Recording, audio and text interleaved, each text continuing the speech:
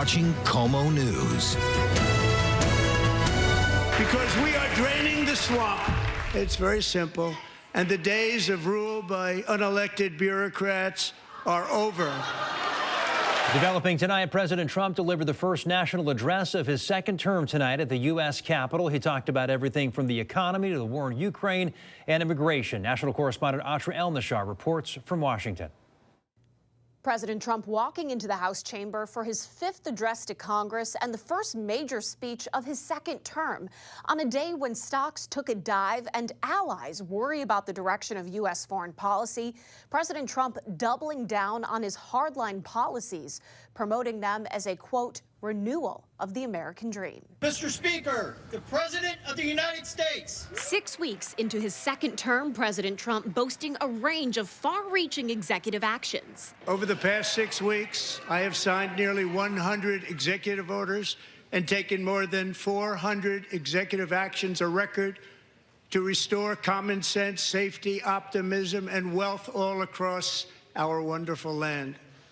The people elected me to do the job, and I'm doing it. Some Democrats choosing to not attend in protest. Some who are there bringing as guests former federal workers laid off by DOGE cuts. One Democrat, Congressman Al Green of Texas, escorted out for protesting in the first few minutes. Remove this gentleman from the chamber.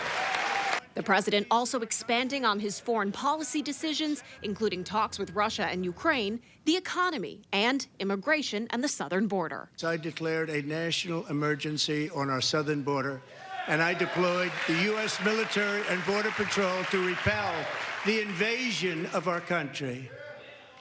And what a job they've done.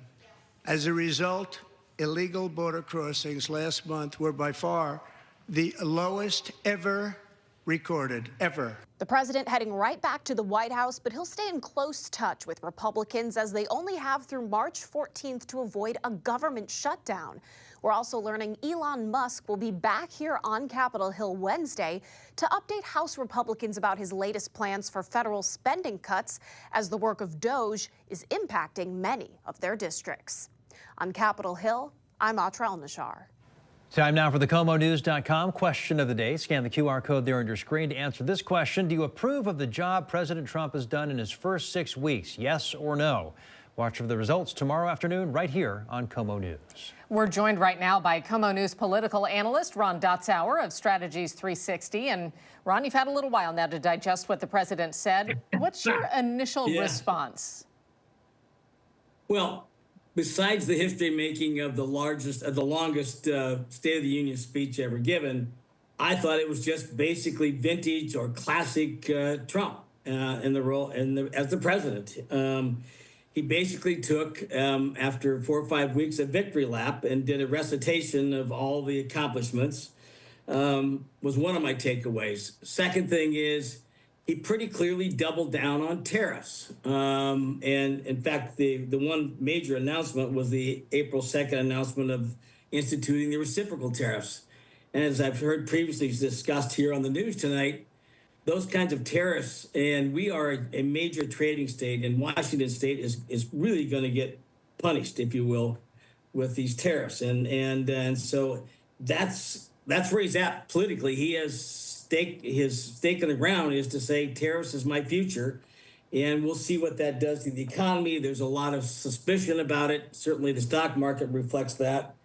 And we'll have to see how all that works out for him. But certainly he also acknowledged ever so slightly the fact that there's going to be an adjustment time as he was speaking to farmers and the agricultural community. So again, there's a lot to be played out here yet. And again, he's 5+ weeks into this administration, and there's a lot to be determined yet.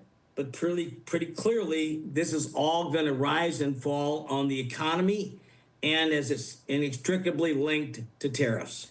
You know, Ron, when we talk about the economy and these tariffs that are being put in place now, everybody wonders how long they'll last. We've heard, rumblings of maybe a couple of days. Of course, they could last longer. What do you think this is going to end up like? Do you think is this more like a bargaining chip, do you think, or do you think this is something that will be implemented? We will actually see, we'll feel the impacts of these tariffs here in the United States, and other people will feel them elsewhere? Preston, that is really the multi-million-dollar question of the day. Is it just a bargaining chip, or how committed is he to the tariffs ideologically? And, you know, there's a lot of sort of discussion about which way that's going to fall. However that falls will have consequences. And so I was a little surprised about how committed he was to the tariffs tonight. But, you know, he has a history of sort of making a statement and then sort of backing off it. And, you know, we're going to learn pretty soon where he's really coming from on this.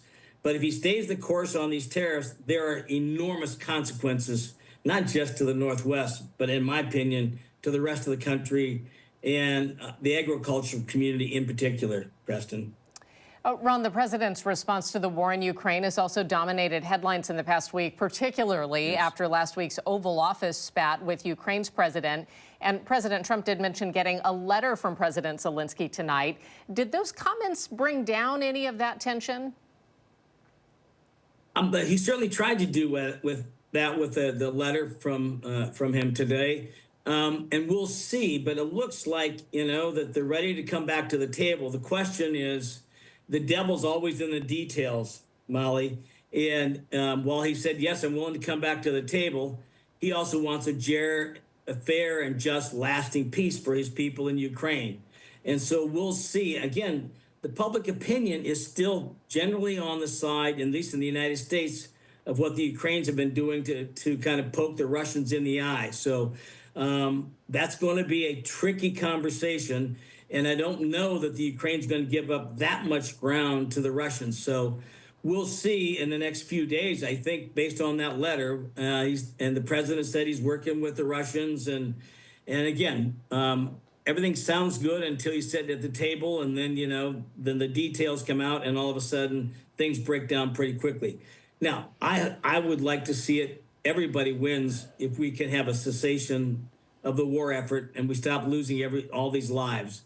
But again, I don't expect to see the Ukrainians just to see all the land and everything that the Russians are going to want. So that's going to be very, very tricky negotiations, Molly. Yeah, difficult times ahead still. Ron, thank you so much. KOMO political analyst Ron Dotzauer. We always enjoy getting your insight and look forward to talking to you again soon. You betcha. Thanks.